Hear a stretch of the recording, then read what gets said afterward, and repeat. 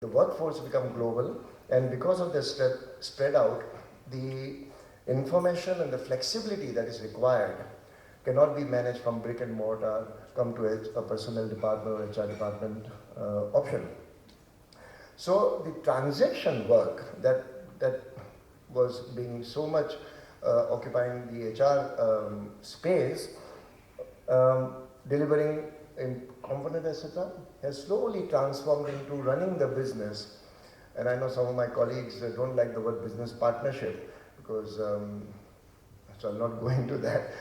But the partnership with the business of running or influencing the business has become our charter over a period of time.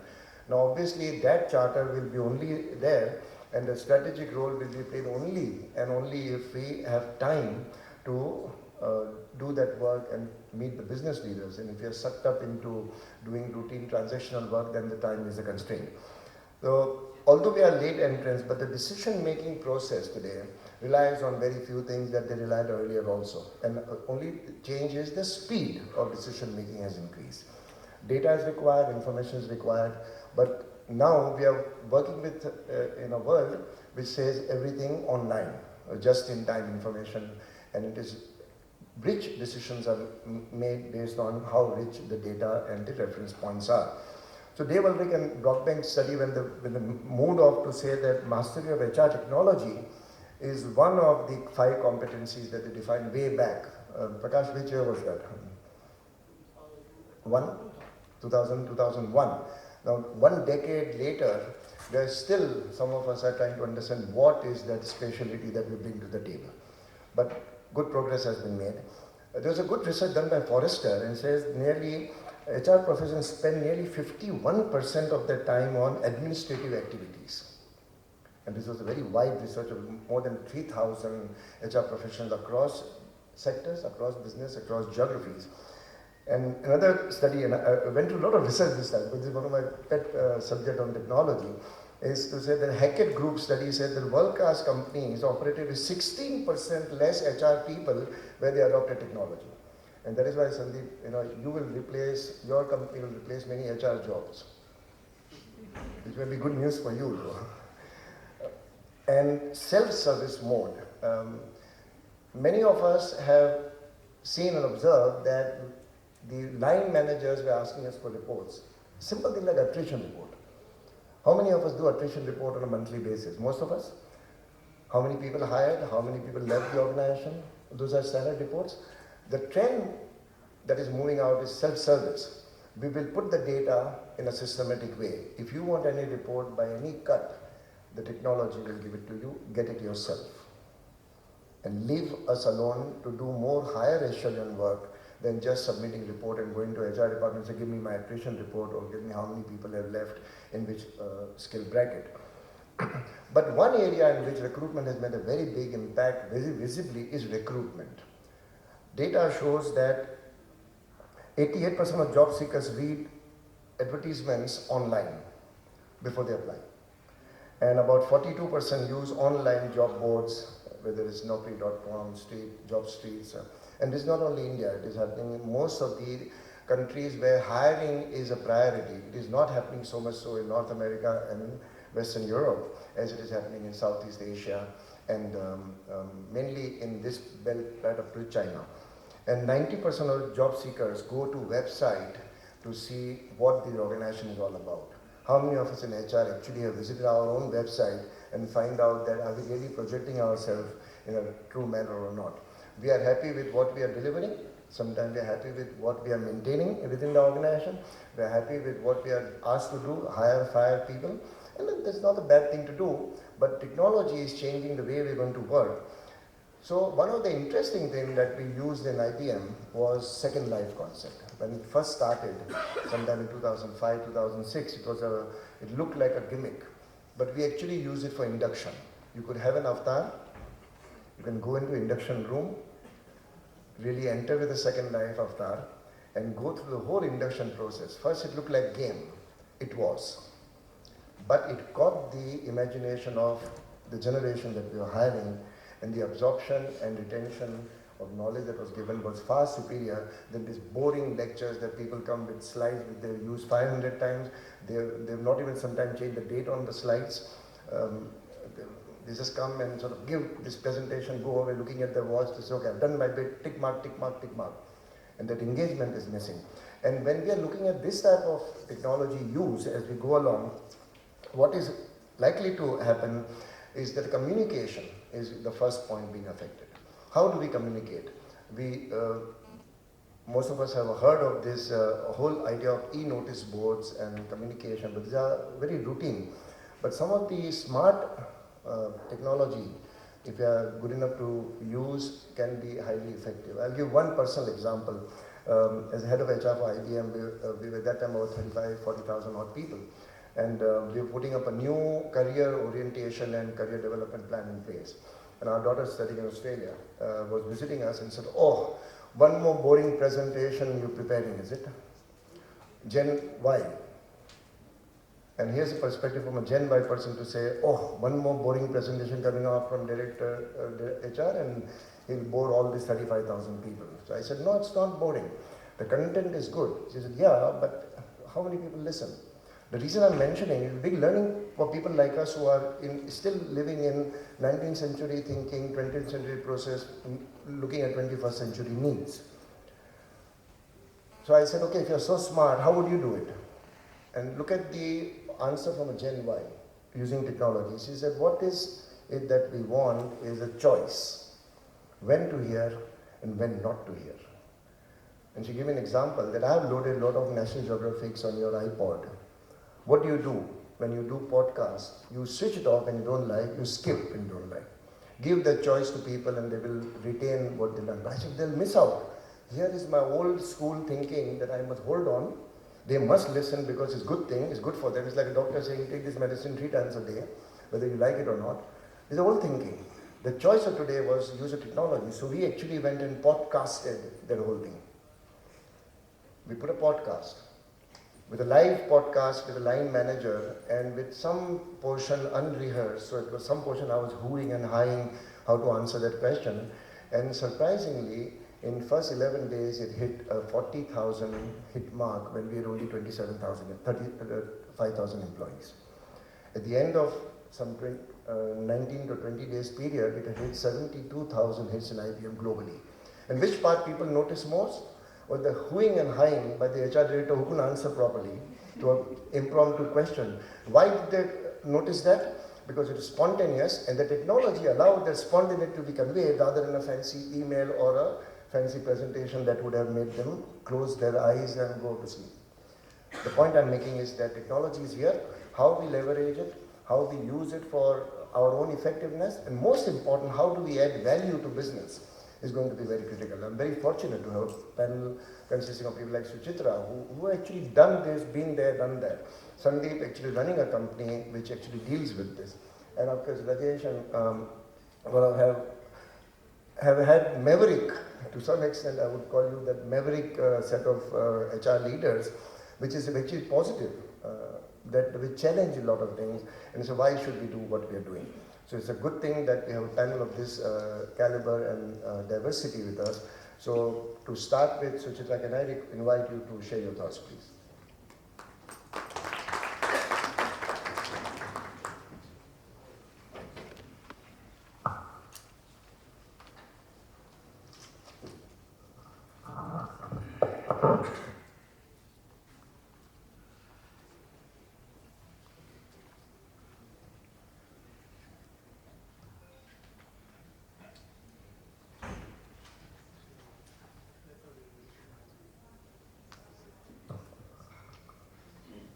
Good afternoon, everyone.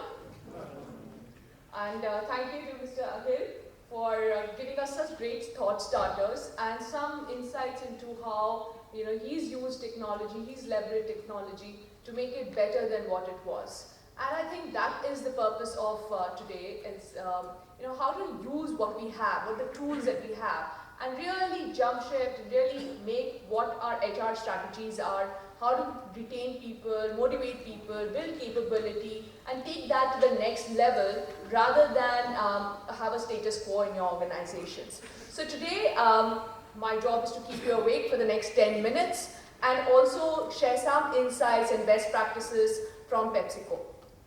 To start with, just to share our vision, nourishing and delighting every Indian every day. Now that is a bold vision, and for that bold vision, me as the director capability, I have to have bold strategies as well, because that vision cannot be achieved with status quo.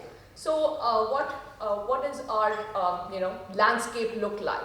So we've got a really colorful, really engaging landscape for all our employees, right from, you can see, culture, career, community. So how do you build all of this using the various technology platforms that we have today? How do we really interact with people? How do we engage with people within PepsiCo, outside PepsiCo? Because every person sitting there is a potential, either a potential consumer or existing consumer or potential PepsiCo employee. So we have to, every time we connect with our people, we need to make sure that we connect positively, we reach to a large distance, and we connect at the same way.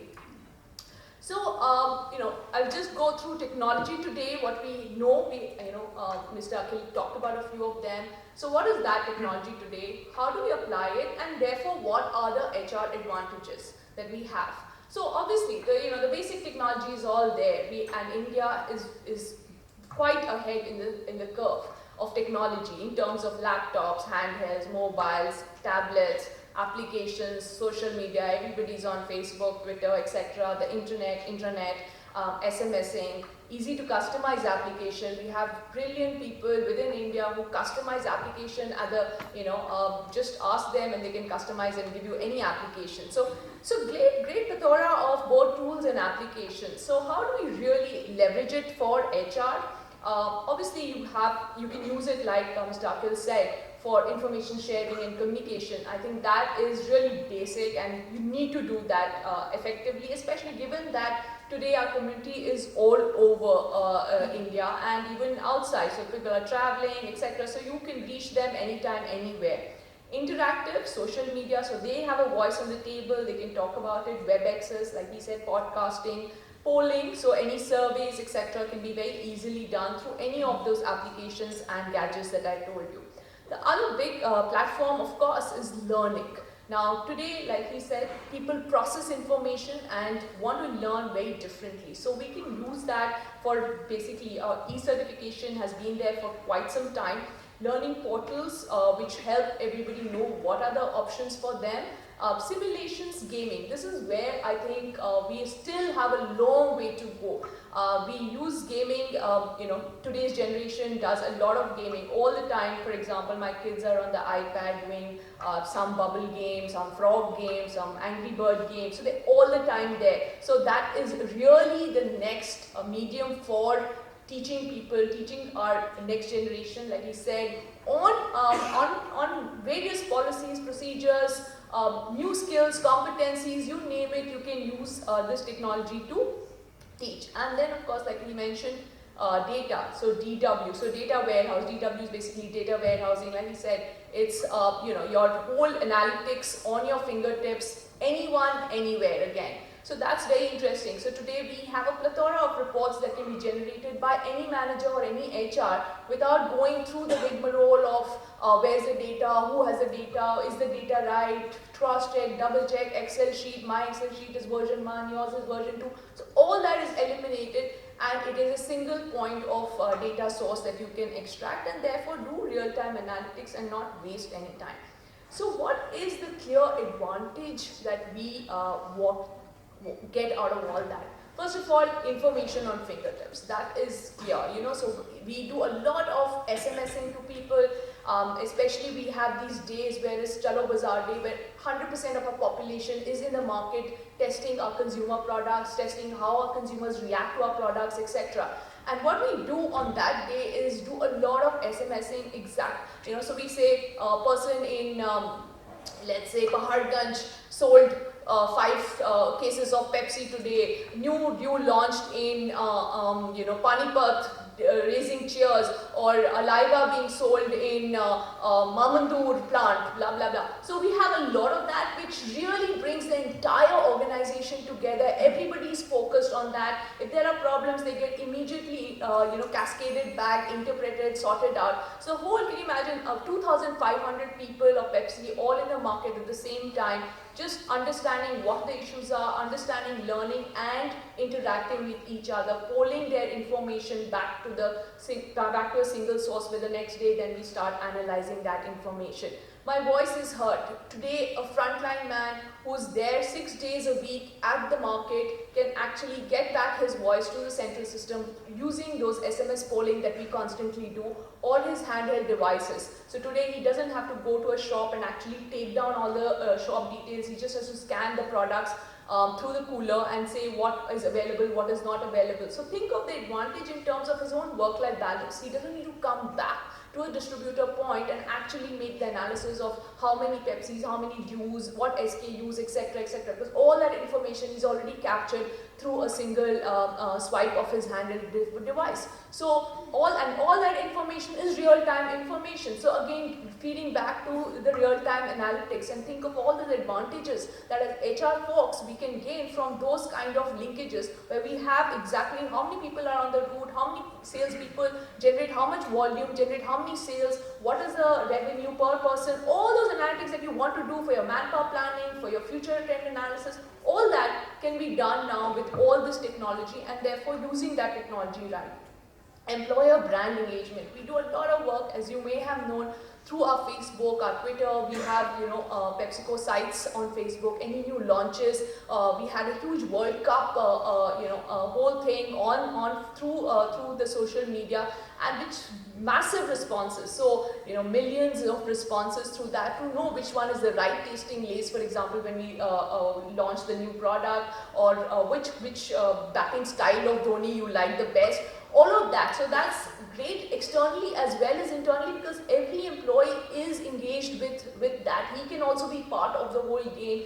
We have special games run internally for such people, and also interestingly, that is, I'm talking about brand games for so that you know, but internally we run games on everything that you can possibly imagine, from our values to our code of conduct, to our anti-bribery policies, to our normal corporate policies. Anything that we want to run, we use these as mechanisms to get back reactions from the people. So therefore, there's a strong build and cultural build with each employee, regardless of where he is, north, south, east, west, whether he's in the market or in the plant. Everybody hears the same branding, the same communication at the same time, and can engage with it and respond back regardless of not being in a classroom like this. So it's a very, very powerful tools that you can use and you can leverage.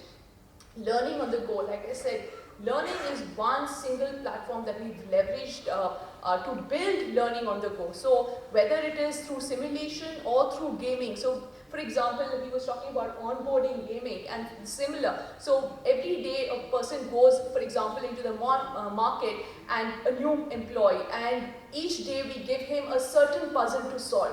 And as he goes through the 30 days of his induction and onboarding, the case study keeps evolving, and there are questions and more paths that he can choose. And if he takes one path, he gets diverted into the wrong solution. So he has to come back and decipher what he's learned actually today from the market visits, and translate it to a real-time gaming solution, and actually go ahead and take the right choices. So it's very interesting for him, rather than reading books and books and books, and after a while the brain doesn't process all of that. So this is a great way for him to interact, understand what he's learned, process it, and actually apply it immediately end of the day. So it reinforces all the learning. And like I said, work-life balance is another great advantage that we have derived because of all these tools and techniques. Nobody has to be in the office doing that data analytics all the time. So that is great, and real-time analytics has really driven us. We've actually had a lot of savings, we've had a lot of efficiencies, we have a whole go-to-market because of transformation, because of the way we've been able to analyze our manpower. So it's given us huge amount of leverage of all of that.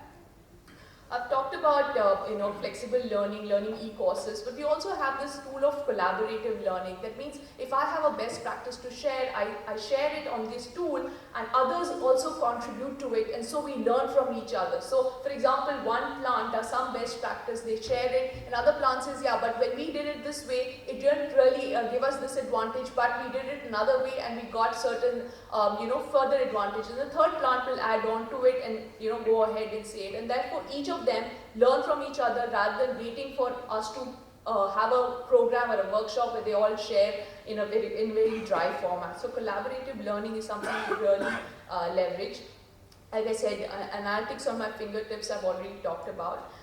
There's one more thing which I want to share with you, and that is really a great practice that we have in Pepsi. It's called Learn Smart, and that is the learning tool. It's a learning portal, but every employee has a card which has got a like a credit card with a number, and you log on to the portal and you have a certain number of points, right? So suppose I have 10,000 points. So what are the programs? So all the programs during the year come up front, and the person can actually choose which program he or she wants to attend, knowing that he has 10,000 points. So there are some programs which are optional, and there are some programs which are really mandatory.